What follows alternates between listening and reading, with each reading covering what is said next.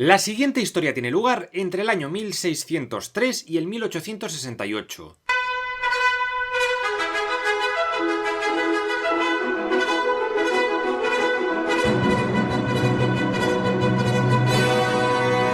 Japón durante el periodo Sengoku era un auténtico caos de clanes matándose unos a otros. En el vídeo anterior conocimos a tres personajes que lograron poner orden y unificar todo Japón en un único estado centralizado: Oda Nobunaga, Toyotomi Hideyoshi, y finalmente vimos cómo Tokugawa Ieyasu se convirtió en shogun y creó un nuevo shogunato, el shogunato Tokugawa.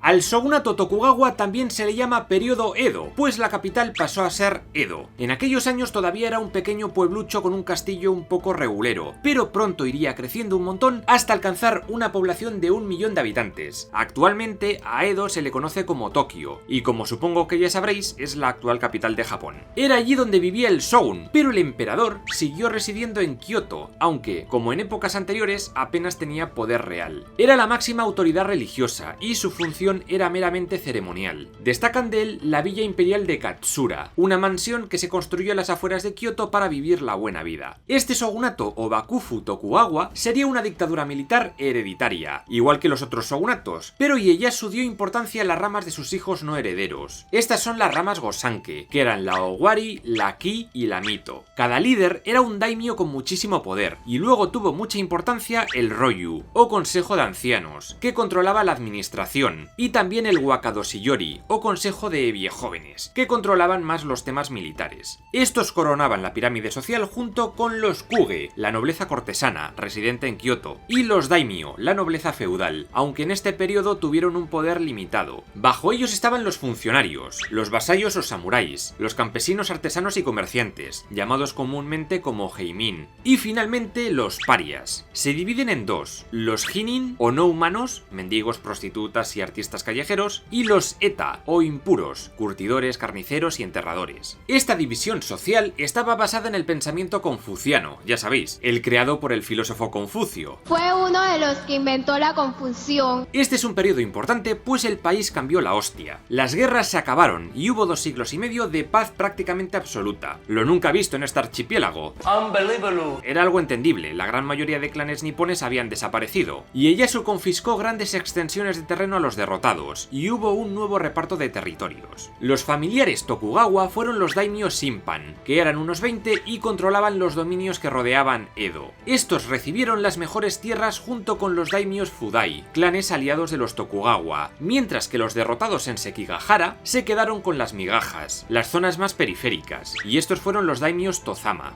El sistema pasaría a estar altamente centralizado. ¿Y cómo controlaba el shogun a estos daimyos? Pues con rehenes. La madre que os parió.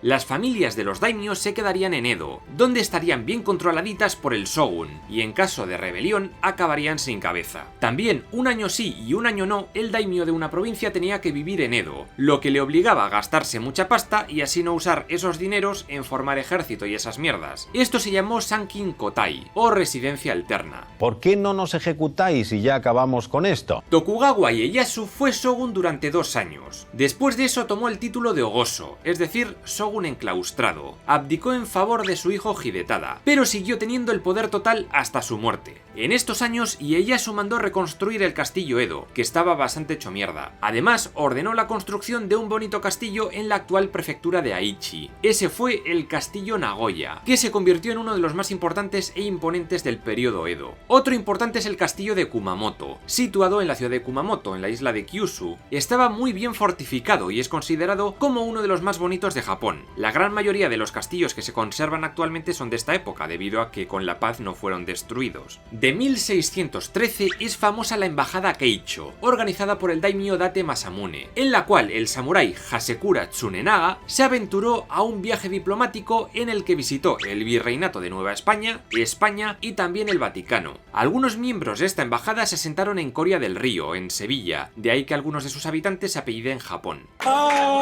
El gran problema del mandato de Ieyasu fue la rebelión de Toyotomi Hideyori, el hijo de Hideyoshi, quien por cierto estaba casado con Senhime, la nieta del shogun. Hideyori y sus partidarios montaron una rebelión en Osaka, así que tanto Ieyasu como su hijo Hidetada tuvieron que ir allí a darse de leches contra sus rivales. Ese fue el famoso asedio de Osaka, que comenzó en noviembre de 1614 y que duró 6 meses. Durante la campaña de invierno, Ieyasu usó a sus arcabuceros para someter con rapidez los fuertes y pueblos alrededor de Osaka. Empezaron a rodear el castillo. Sin embargo, Hideyori logró no solo contener su avance, sino también hacer que las tropas del shogun se retiraran.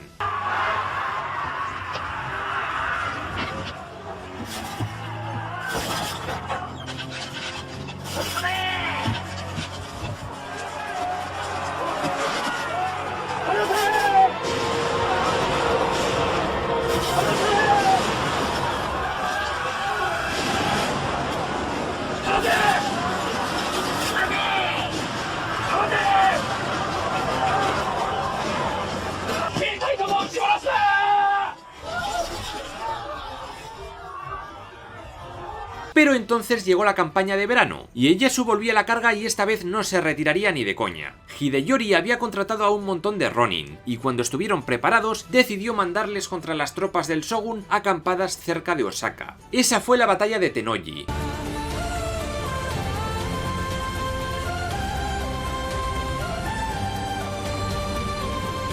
La estrategia se fue al traste por la indisciplina del ejército del daimyo de Osaka. Resulta que los ronin se lanzaron contra las tropas del shogun de forma descontrolada, y aunque lograron herir a Ieyasu, terminaron siendo reducidas. Hideyori, viendo que el ejército del shogun estaba entrando en el castillo y que le estaban lanzando proyectiles de artillería, decidió incendiarlo todo. Luego se refugió en un baluarte y terminó haciéndose un seppuku. Su hijo Kunimatsu fue ejecutado y su hija Tokeiji fue enviada a un convento de Kamakura. Al año siguiente de su victoria en Osaka, Ieyasu murió. Tokugawa Hidetada se convirtió en el nuevo shogun. Casó a su hija Kazuko o Masako con el emperador Go-Mizuno, y de ahí nació la emperatriz Meiso, la primera mujer en el cargo de emperatriz en 900 años. En 1617, Hidetada empezó a perseguir a los cristianos de Japón porque fomentaban la lealtad de muchos a otro poder diferente al del Bakufu, y eso no podía ser. Además, empezó a poner pegas al comercio con europeos, porque tenía miedo de que los daimios Tozama se aprovecharan de ello y acapararan las mejores innovaciones tecnológicas y se le rebelaran. Había que poner freno también a eso. El siguiente shogun, Tokugawa Iemitsu, hizo más reformas contra los comerciantes extranjeros. En aquellos años, los únicos puertos libres para comerciar eran Hirado y Nagasaki. En 1633, Iemitsu proclamó el Sakoku, o aislamiento total de Japón. Ya nadie iba a poder entrar en el archipiélago. La única excepción fueron los neerlandeses, a los que les dejaron comerciar solo en la isla artificial de Dejima. Esta era una pequeñísima isla frente a la ciudad de Nagasaki. Si salían de allí, se los cargarían sin miramientos. Se proclamó la expulsión de todos los Kirishitan, o cristianos, ya fueran misioneros o japoneses. Esta religión quedó hiper mega prohibida, y muchos japoneses conversos fueron reprimidos con brutalidad. Algunos de ellos se levantaron en 1637 en la rebelión de Shimabara, cerca de Nagasaki, liderada por Amakusa Shiro, pero fue un fracaso total. Iemitsu ejecutó a cerca de 40.000 personas en el castillo de Hara, hombres, mujeres y niños, igual le daba. Otros miles fueron deportados a Macao o Filipinas. Desde entonces, el cristianismo en Japón se desarrolló de forma clandestina. Los Tokugawa eran más del rollo sintoísta, y de este periodo destacan los templos Tosogu. Un buen ejemplo de esto es el Nikko Tosogu, que es donde está enterrado Ieyasu. El férreo control de los Tokugawa en sus intentos de mantener la paz interna se materializó en las 5 rutas de Edo, o Gokaido. Se trataba de una red de transporte llena de puntos de control donde había que enseñar el pasaporte. La idea era evitar que cualquiera pudiera tener contacto con otras regiones del país. Era como vivir en una burbuja dentro de otra burbuja. También durante los 2 siglos y medio del gobierno Tokugawa asistimos a un renacimiento cultural, y aquí surgieron los pilares de la cultura japonesa actual. Destacan las evoluciones de la ceremonia del té o del teatro no. Dentro del teatro encontramos el kabuki, un tipo de teatro humorístico y desvergonzado que fue restringido en 1629 por ser demasiado erótico, y los actores pasaron a ser todos hombres, incluso para los papeles femeninos. También destaca el teatro de títeres, el bunraku, bastante popular en las ciudades. Shakespeares. De aquí es famoso Chikamatsu Monzaemon, conocido como el Shakespeare japonés. Otra cosa importante fueron el papel de las geishas, que no eran prostitutas, sino acompañantes profesionales que eran buenas bailando, conversando o tocando música. Y también tocando otras cosas más íntimas, sí, pero no fue lo habitual. Además, en la capital hubo un aumento de negocios relacionados con el vicio y el fornicio. En Edo destacaba el barrio de Yoshiwara, donde estaban todos los burdeles.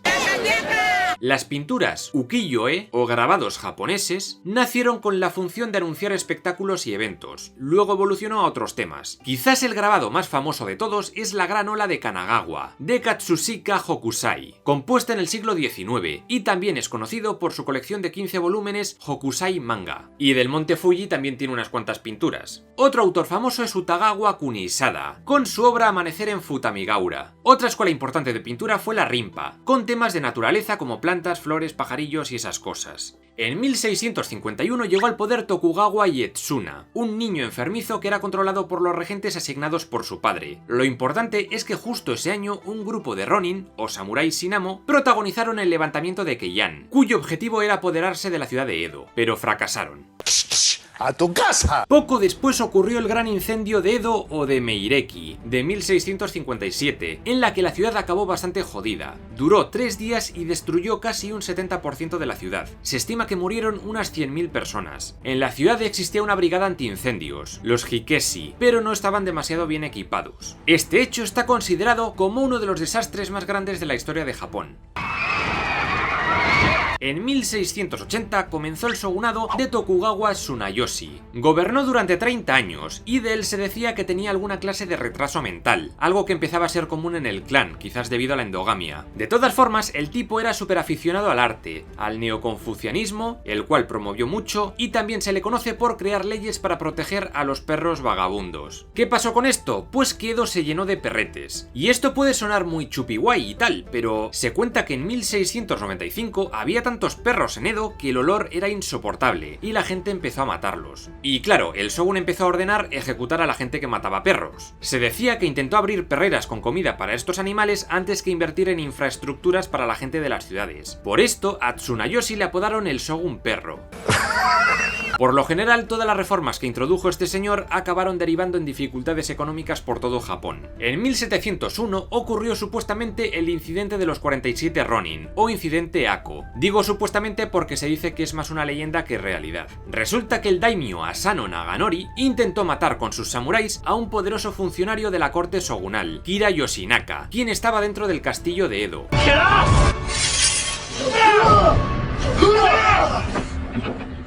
Asano fue detenido y obligado a hacerse el seppuku, y sus 47 samuráis, al quedarse sin amo, se convirtieron en ronin y planearon vengarse. Al año siguiente asaltaron la casa de Kira.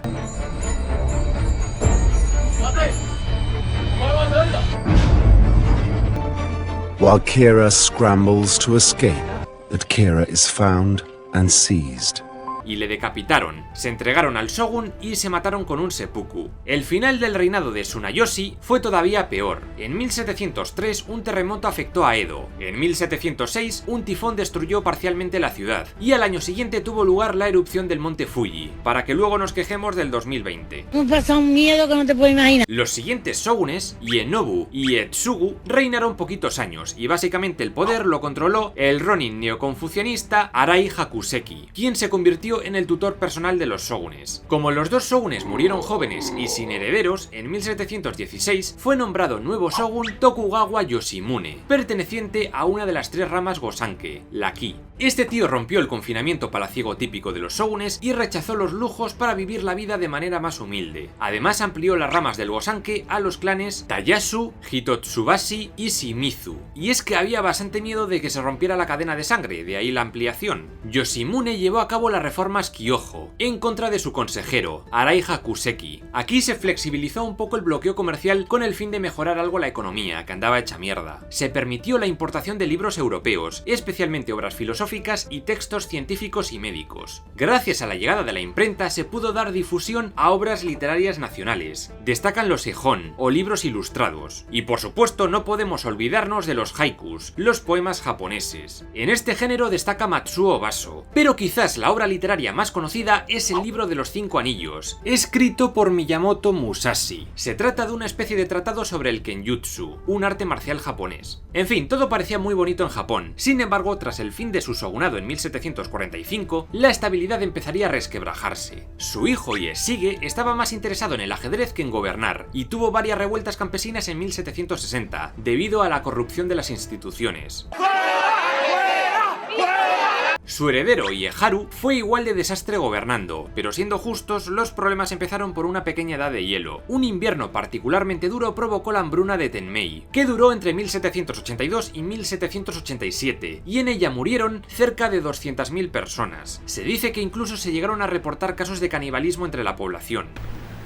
¡Qué rico! Se dice que durante estos años hubo más de 3.200 protestas contra los gobernantes. La gente estaba hasta la polla. Por un lado, los samuráis habían perdido la razón de su existencia, pues no había guerras civiles. Muchos se empobrecieron, vendieron sus katanas y acabaron como campesinos o trabajando en las ciudades. Se han documentado incluso casos de infanticidio para reducir gastos familiares. Para las clases populares, esta precariedad era aún más notable. No había comida y encima el arroz, el producto básico, se gravó con impuestos una barbaridad. Y eso sin hablar de más desastres naturales, en fin, un sinvivir. Eso hizo que la gente empezara a darle más importancia al culto del Tenno, al emperador, más que a estos shogunes de pacotilla. Así surgieron movimientos como la escuela nativista de Motoori Norinaga, que decía que el confucianismo había destruido la espiritualidad sintoísta y que había que volver a las raíces de la cultura japonesa. Esta y la escuela Mito abogaban por reinstaurar el poder del emperador. Tokugawa Ienari comenzó a gobernar en el año 1786 y estuvo en el poder 50 años. Fue el shogun que más duró de lejos, y se dice que tuvo 55 hijos con 40 consortes diferentes.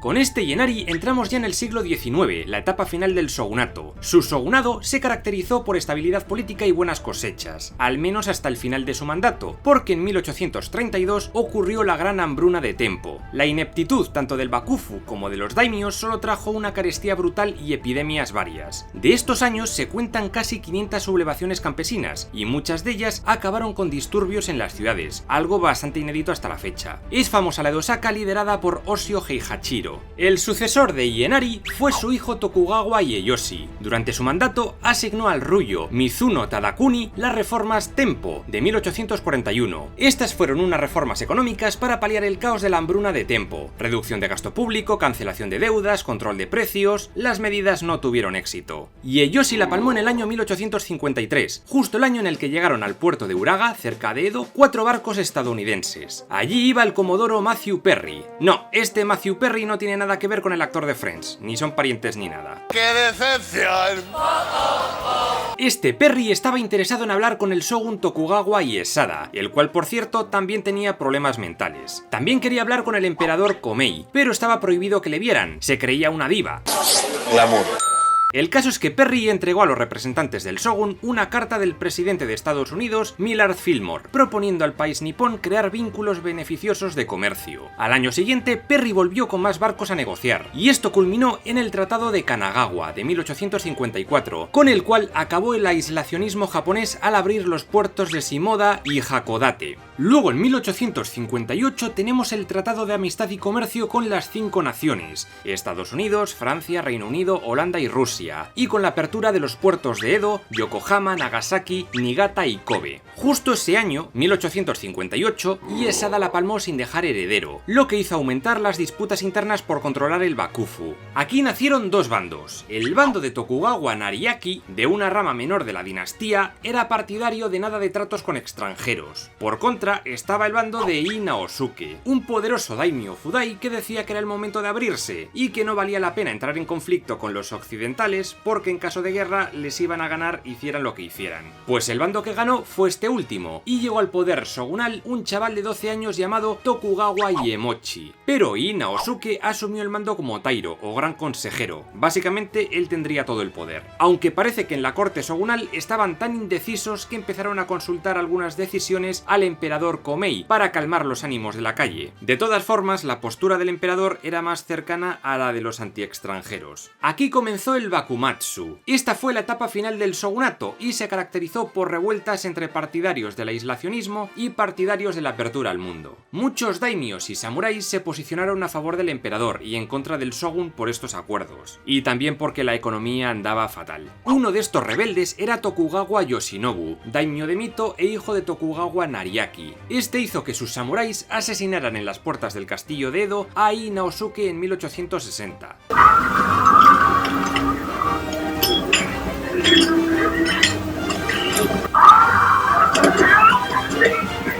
La violencia estalló aún más y muchos daimios empezaron a rebelarse contra el shogun. Es famoso el lema Sono Yoi, o reverencia al emperador, expulsión de los bárbaros.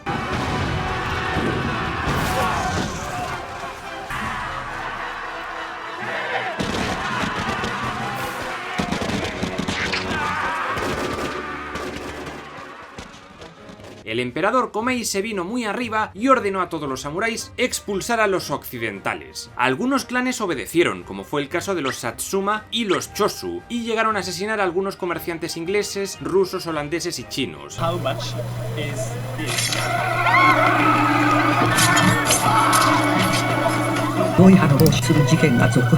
Y atacaron el consulado británico en Edo en el incidente Namamugi. Los británicos, cuando se enteraron, hicieron que sus barcos bombardearan la ciudad de Kagoshima en 1863, y al año siguiente bombardearon la ciudad de Shimonoseki junto con franceses, estadounidenses y neerlandeses. Tanto el emperador como los rebeldes se hicieron caquita, y no pudieron evitar los nuevos acuerdos comerciales. Luego el emperador Komei intentó suavizar la situación e hizo casarse a su hermana con el shogun Iemochi. Es importantísimo el pacto de 1865 entre dos daimios Tozama sublevados, Saigo Takamori del clan Satsuma y Kido Takayoshi del clan Chosu. Esta fue la alianza Satcho, y luego también estaba en menor medida el clan Tosa. Estos clanes se aliaron para ir en contra del shogun, contra los americanos y contra todo lo que fuera aperturismo. Bueno, en realidad no, ya lo del aperturismo no lo veían tan mal. Se sabe que Saigo Takamori acabó teniendo buenas relaciones con los británicos, y sus soldados recibieron entrenamiento militar, mientras que las tropas del shogunado pidieron entrenamiento y armas a los franceses. La idea de británicos y rebeldes era derribar al shogunato y restaurar el poder del emperador después de siglos y siglos de florero. Así empezó la guerra Boshin. Iemochi murió en 1866 y el último shogun de la historia de Japón fue Tokugawa Yoshinobu, quien ya había dejado atrás sus ideas anti-extranjeros y estaba más abierto a la apertura. Poco después también murió el emperador Komei y llegó al trono el joven Mutsuhito, mejor conocido como el emperador Meiji. Este le dio el visto bueno a Yoshinobu como shogun, pero en secreto se escribía con los Satcho para que se cargaran el shogunato. Ante tanta presión, este shogun Yoshinobu acabó entregando sus poderes a un gobierno compuesto por un consejo de daimios que contase con el beneplácito del joven emperador Mutsuhito. Aunque eso sí, los Tokugawa seguirían teniendo muchísimo poder dentro de este gobierno. Eso no gustó ni un pelo a los Satsuma y otros rebeldes.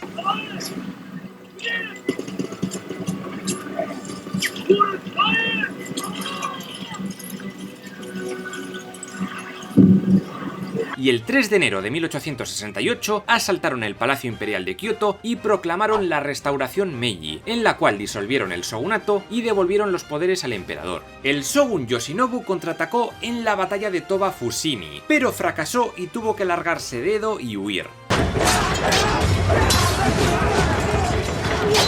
En fin, así acabó el Japón feudal. El nuevo aperturismo de la era Meiji haría modernizarse a Japón tan rápido que acabaría convertida en una gran potencia económica, y aquí empezaría el gran imperio del Japón. Suscríbete a este canal si quieres saber qué ocurrió en el pasado para que el presente esté tan jodido, al menos para algunos, otros están de puta madre. Recuerda que ya están a la venta mis dos libros, Imperios y Espadazos y Agujeros de Guión. Os dejo enlaces en el comentario fijado. Y nada más, hasta el próximo vídeo.